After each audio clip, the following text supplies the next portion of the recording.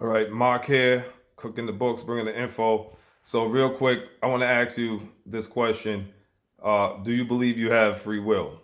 If you watch this video and you like it, leave a comment and definitely answer that question.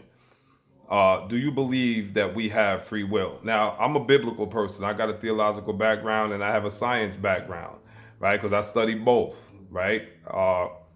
And I understand fully the concept of, from a biblical or theological standpoint of free will. God gave mankind free will.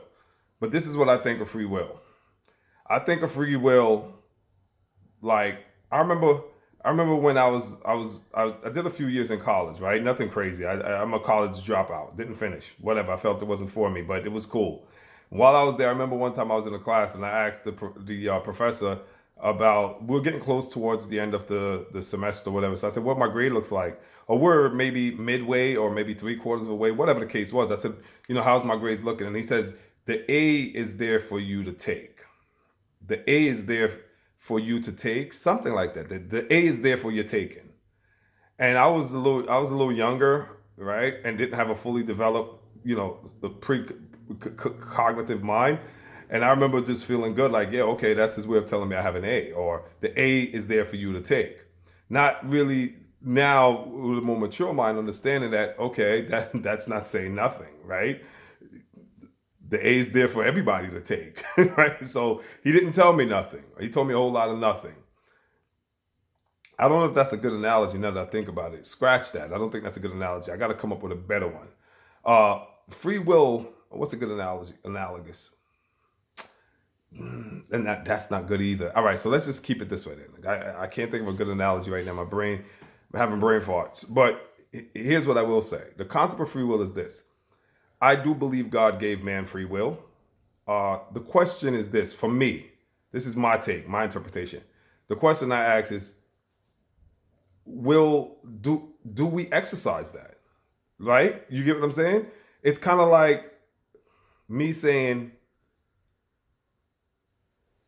you work in the city in Manhattan, and your office is right next door to the Treasury, and the Treasury has all the money, right? Like that's the central bank, right? That's where all the money is, right?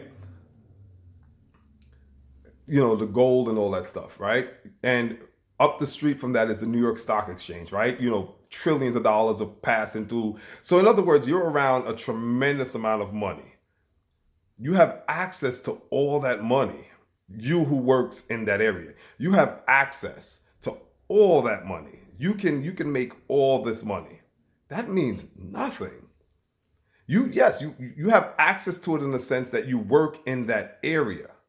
So just by virtue of being in that circle, you have access.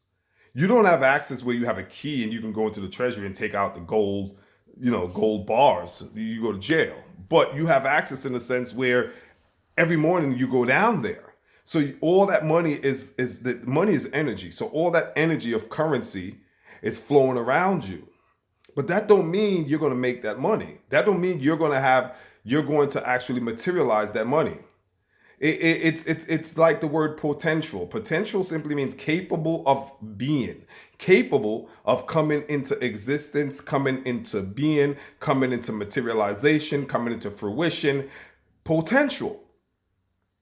But that doesn't necessarily mean that whatever that potential is going to be expressed, right? That's how I think of free will. I don't know if those are good analogies or good, you know, examples or models, but I think they're good. Whatever. Hopefully you can appreciate them. It's just because a person is, within the parameters of something doesn't necessarily mean they're gonna benefit or maximize or you know actually tangibly have it in their hand. I guess that analogy I used earlier does make sense. My professor said the A is there for your taking. Well, yeah, that's true, but it don't mean that I'm gonna get the A. So I guess that was a good analogy. Now it comes full circle, right? So I remember saying, "Yo, how am I doing with the blah blah blah?" He said, "The A is there for your taking." And my naive behind walked away thinking, "Okay, good, I'm doing good." But that no, so is the the gold bars in the treasury that's next door to the office that I'm working in. It's in my vicinity. I have access to it. I could walk by the building, right? That's some kind of access. I could look in. I could walk by, see the security guards and look in, but that's as far as I can go. I can walk by the New York Stock Exchange and I could stand outside and see the traders going in and out. But that don't mean I'm going to actually get in that building and reap the rewards of being in that financial institution. You're in economy. We are all in an economy where there's trillions of dollars, right? Monetary means. We have the monetary means. Everything is there, right? But does it mean that you're going to actually benefit from it? Does it mean that you're going to actually take hold of it and have ownership and possession of it? No, it doesn't. But you have access. You follow me so far? So that's how I think of free will. I don't know if that's a good analogy. I think free will is there for you. God gave it to you. We have free will. But do we actually mechanically utilize it? When I say mechanically, I mean like the machinery of free will. Do we know what that really means?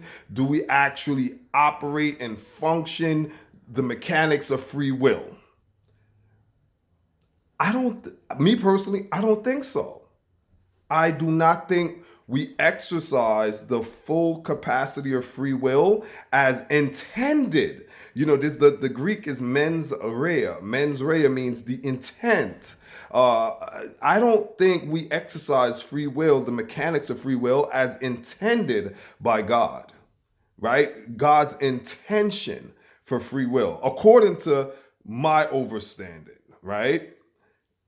So, do we have free will? I would like to say, again, it's the same thing as we have access to it. No different than we have access to, the A is there for my taking, but will I get it? Uh, I work in Wall Street. There's millions of dollars that circulates around me. Will I get millions of dollars? I might get thousands, hundreds of thousands, but there's millions, matter of fact, trillions of dollars in the industry that I'm in. I walk into buildings and offices where there's a whole lot of multi millionaires. I'd even go as far as say I've met a few billionaires. Not met them like hung out with them, but been in the same building with them, right? Doesn't mean I'm going to be one of them. Doesn't mean I'm going to hang out with the guy and get to meet his family and wife and kids and figure out some stock tips and formulas from him. But I'm in the vicinity. I believe that's how the relationship we have with our free will that's been given to us. I do believe in free will. However, I don't believe we have full expression, manifestation, utilization. I don't think we have come to full utilization of free will. And now I'm going to say try to keep it a little shorter than keep it to 10 minutes or under. The reason why I don't think we have free will is because we are constantly on a subatomic, microscopic, subatomic. We are being, I just use the word programmed, but we're being programmed, conditioned, wired, rewired, constructed, engineered to think. Every thought you have is coming to you from a system. Thoughts are not you. You're not your thoughts. You don't own your thoughts. You think you do, but you don't. Your thoughts are signals that's being transmitted to you, and you act on those thoughts, and you believe that you're doing these things. And so it's kind of like a remote control. So you've been remotely processed, programmed, and that's it. Free will, something to think about.